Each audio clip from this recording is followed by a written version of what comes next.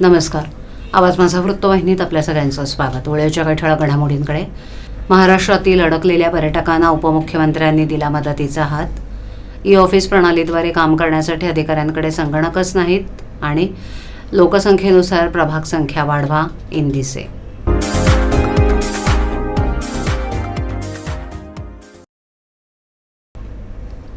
उत्तराखंडमध्ये अडकलेल्या महाराष्ट्रातील पर्यटकांच्या मदतीसाठी उपमुख्यमंत्री एकनाथ शिंदे यांनी आपला मदतीचा हात पुढे केलाय. उत्तराखंडचे मुख्यमंत्री पुष्करसिंग धामी यांच्याशी फोनवरून संवाद साधून त्यांनी उत्तराखंडमध्ये अडकलेल्या महाराष्ट्रातील पर्यटकांना मदत करण्याची विनंती केली होती. त्यानंतर तात्काळ एनडीआरएफच्या पथकांनी धाव घेऊन या पर्यटकांना सुरक्षित ठिकाणी हलवलंय. देवभूमी उत्तराखंडमध्ये गेल्या काही दिवसांपासून पावसानं थैमान घातले. या ठिकाणी ढगफुटी अदृश्य पाऊस पडल्यानं नद्यांना प्रचंड पूर आला असून दरडी कोसळून वाहतुकीचे रस्ते बंद झालेत. उत्तराखंडमधील यमुनोत्री धामच्या जानकीचट्टी गावात 28 जूनपासून राज्यातील सुमारे 150 पर्यटक अडकून पडले होते. परतीच्या मार्गावर दरड कोसळून रस्ते वाहून गेल्यानं त्यांना परत येता येत नव्हतं. परिस्थिती पूर्वपदावर येण्यासाठी अजून 8 दिवस लागण्याची शक्यता प्रशासनाकडून व्यक्त केली जात होती. तिथे अडकलेल्या पर्यटकांनी आपल्यापर्यंत मदत पाठवण्याची आणि आपल्याला सुखरूप ठिकाणी हलवण्याची विनंती महाराष्ट्र शासनाकडे केली होती. त्यांनी मदतीसाठी दिलेल्या सादेला तात्काळ प्रतिसाद देत उपमुख्यमंत्री एकनाथ शिंदे यांनी या पर्यटकांच्या मदतीसाठी पुढाकार घेतलाय. आज सकाळी त्यांनी उत्तराखंडच्या मुख्यमंत्री कार्यालयाशी संपर्क साधून या पर्यटकांना मदत करण्याची विनंती केली होती. त्यानंतर काही वेळातच मुख्यमंत्री पुष्करसिंग धामी यांच्याशी फोनवरून संवाद साधत त्यांनी राज्यातील पर्यटकांपर्यंत मदत पोहोचवण्याची विनंती केली होती. यानंतर तात्काळ एनडीआरएफची पथकं घटनास्थळी रवाना करण्यात आली.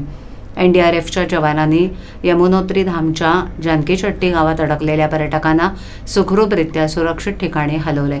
यानंतर या पर्यटकांनी उपमुख्यमंत्री एकनाथ शिंदे यांच्याशी फोनवरून संवाद साधत केलेल्या मदतीसाठी आभार मानले.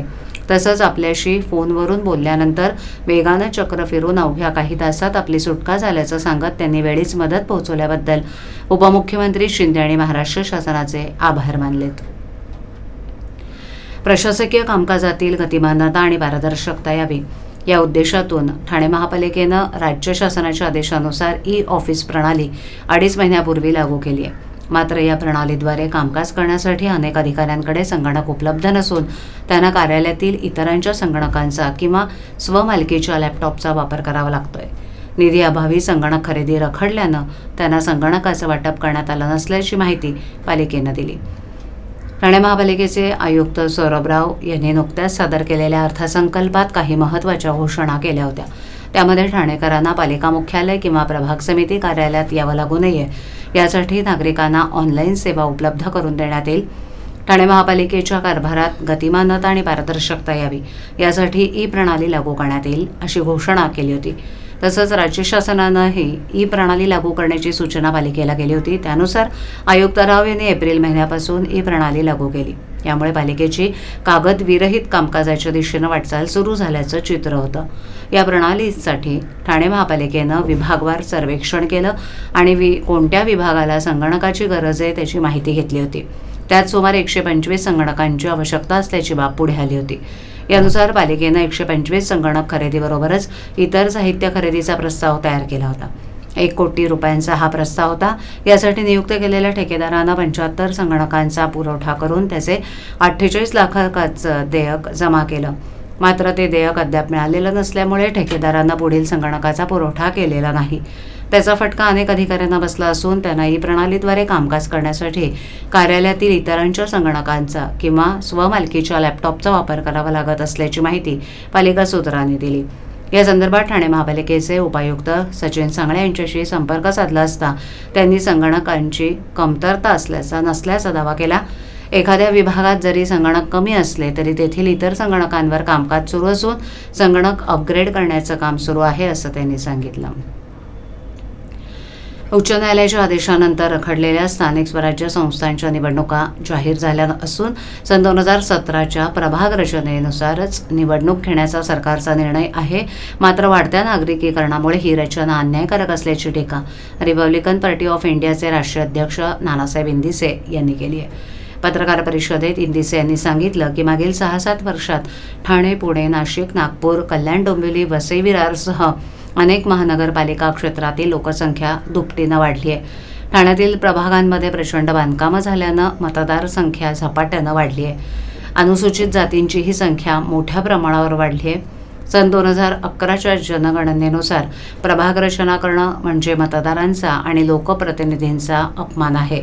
अनुसूचित जातींसाठी राखीव प्रभागांची संख्याही वाढवावी अशी मागणी करत इंदिसे यांनी मुख्यमंत्री देवेंद्र फडणवीस, उपमुख्यमंत्री एकनाथ शिंदे, अजित पवार आणि सामाजिक न्याय मंत्री संजय शिरसाट यांची भेट घेतल्याची माहिती दिली. सरकारनं या मागणीबाबत सकारात्मक भूमिका घेतली असल्याचंही त्यांनी स्पष्ट केलं. नाही ना, आता म्हणजे विचाराधीन आहे बाबा, करतील असं मला असं वाटतंय. मला म्हणजे फेरविचार होईल, या प्रक्रियेचा फेरविचार होईल असं मला वाटतं. पण सर्वोच्च न्यायालयाने सांगितलंय की 2011च्या जनगणनेनुसार आताची प्रभाग रचना केली जाईल. आता या देशाचा कारभार 2011 प्रमाणे चालतो काय? राज्याचा कारभार 2011 प्रमाणे चालतो काय? कोणी काय म्हटलं तर आपलं उत्तर तर दिलं, रिप्लाय तर दिलं पाहिजे ना. समजा त्यांनी ढोबळ मनानं काही म्हटलं असेल मान्य उच्च न्यायालयाने, तुम्हाला कोणी सांगितलं आहे का तुमच्याकडं GR जजमेंट आहे काय 2011 प्रमाणे काढा म्हणून? आहे का GR आपल्याकडं? सांगा ना मला. असं कसं होईल? एका मुलाची तिथं 5-5 मुलं झाली लोकांना. लोकसंख्या वाढली, साधं सरळ गणित आहे ना. ठाणे रेल्वे स्थानक परिसरात एका मराठी तरुणाला मोबाईल रिचार्जवरून झालेल्या वादातून मोबाईल दुकानातील 3 ते 4 परप्रांतीयांनी मारहाण केली होती. या घटनेनंतर तीव्र प्रतिक्रिया उमटत असतानाच ठाकरेंच्या शिवसेनेचे नेते माजी खासदार राजन विचारे यांनी मारहाण करणाऱ्या त्या कामगारांना कार्यालयात बोलवून जाब विचारत माफी मागायला लावली. तसंच मारहाण झालेल्या मराठी तरुणानंही त्या कामगारांच्या कानशिलात यावेला लगावली आणि यानंतर कामगारांनी तरुणाच्या पाया पडत माफीही मागितली. ठाण्यातील लोकमान्य नगर परिसरात मारहाणीत जखमी झालेला मराठी तरुण राहतो. तो दररोज कामानिमित्त ठाणे स्थानक इथून प्रवास करतो. सोमवारी रात्री 8 वाजण्याच्या सुमारास ठाणे स्थानकातून लोकमान्य नगरला आपल्या घरी जात होता. त्यावेळेला मोबाईलमधील रिचार्ज संपला. यामुळे तो ठाणे स्थानकाजवळील मोबाईलच्या दुकानात गेला. दुकानात त्याला बराच वेळ ताटकळत उभं राहावं लागलं आणि काही वेळानं रिचार्ज नाही असं उत्तर दुकानदारानं दिलं. त्यावरून त्याचा दुकानदाराशी वाद झाला आणि त्यानंतर दुकानातील 3 ते 4 परप्रांतीय कामगारांनी त्याला रक्तबंबाळ होईपर्यंत मारहाण केली. या मारहाणीत तो गंभीर जखमी झाला. यानंतर तरुणानं सिव्हिल रुग्णालयात जाऊन प्राथमिक उपचार घेतले आणि नौपाडा पोलीस ठाण्यात जाऊन तक्रार दिली. पोलिसांनी गुन्हा दाखल करून त्याला अटक केली आणि त्यानंतर त्यांची जामिनावर सुटका झाली. मारहाणीत जखमी झालेला मराठी तरुण हा ठाकरेंच्या शिवसेनेचा कार्यकर्ता असल्यानं या प्रकरणी ठाकरेंच्या शिवसेनेचे नेते माजी खासदार राजन विचारे यांनी मारहाण करणाऱ्या त्या परप्रांतीय कामगारांना कार्यालयात आणून जाब विचारला.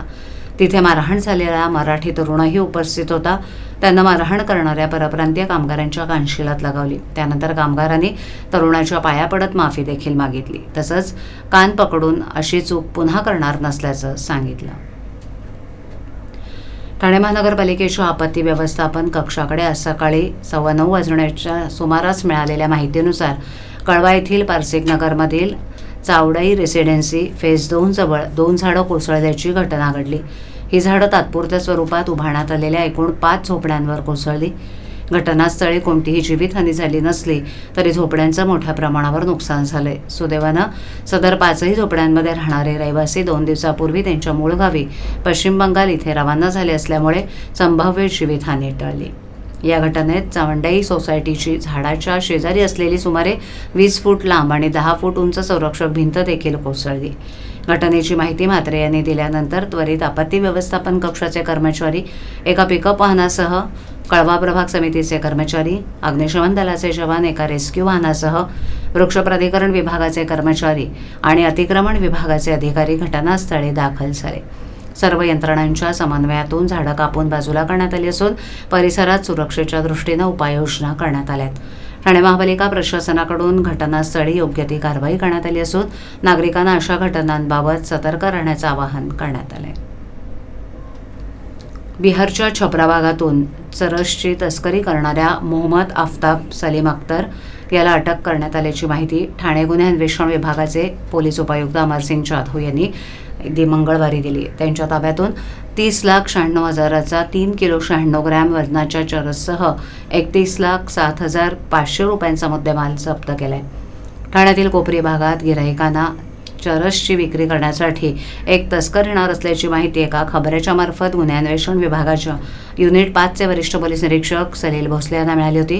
त्याच माहितीच्या आधारे 30 जूनला ठाणे पूर्व भागातील रेल्वे स्टेशन लगतच्या सार्वजनिक रस्त्यावर चरसच्या विक्रीसाठी आलेला अख्तर याला सहाय्यक पोलीस निरीक्षक भूषण शिंदे यांच्या पथकानं ताब्यात घेतलंय.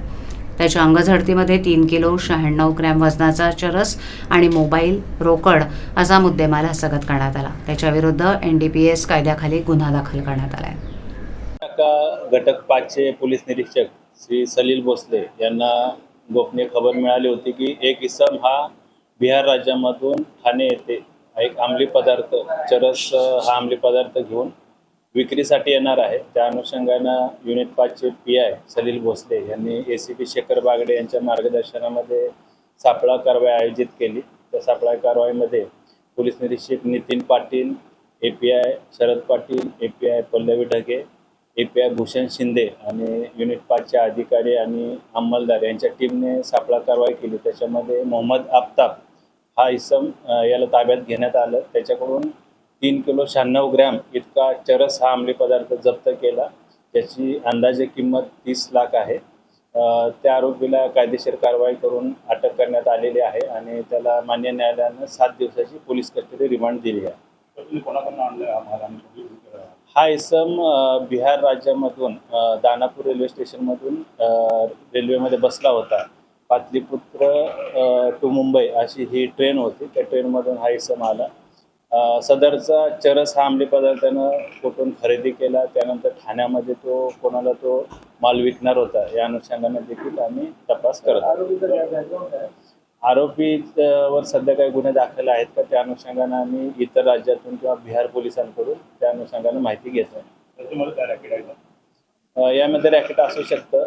हा जो चरस हा अंमली पदार्थ आहे तो ठाण्यामध्ये तो कोणाकोणाला विकणार होता, त्या अनुषंगाने कोण ड्रग पेडलर आहेत किंवा ड्रगचे जे डिस्ट्रीब्युटर आहेत, वितरण करणारे कोण इसम आहेत, त्यांचा देखील शोध सुरू आहे. आवाज माझावरील एखादी बातमी बाईशी राहून गेली असल्यास यूट्यूबवर येते तुम्ही पाहू शकता. तर मग नक्की सबस्क्राईब करा आवाज माझा. आजच्या ठळक घडामोडी शेवटी पुन्हा एकदा. महाराष्ट्रातील अडकलेल्या पर्यटकांना उपमुख्यमंत्र्यांनी दिला मदतीचा हात. ई-ऑफिस प्रणालीद्वारे काम करण्यासाठी अधिकाऱ्यांकडे संगणकच नाहीत आणि लोकसंख्येनुसार प्रभाग संख्या वाढवा इंदिसे. आपल्या विभागातील काही सूचना अथवा समस्या असल्यास आमच्यापर्यंत जरूर पोहोचवा. आम्ही तुमचा आवाज नागरिकांपर्यंत नक्की पोहोचवू. आम्हाला संपर्क करण्यासाठी आमचा पत्ता आवाज माझा 103 साईलेक आदर्श नगर कोलबाड रोड ठाणे पश्चिम. आमचा दूरध्वनी क्रमांक 7666213141. आमचा ईमेल ID awazmaza.tvnews@gmail.com. तर पुन्हा भेटू याच वेळी याच ठिकाणी काही नवीन घडामोडींसह आवाज माझा वृत्तवाहिनी. तोपर्यंत नमस्कार.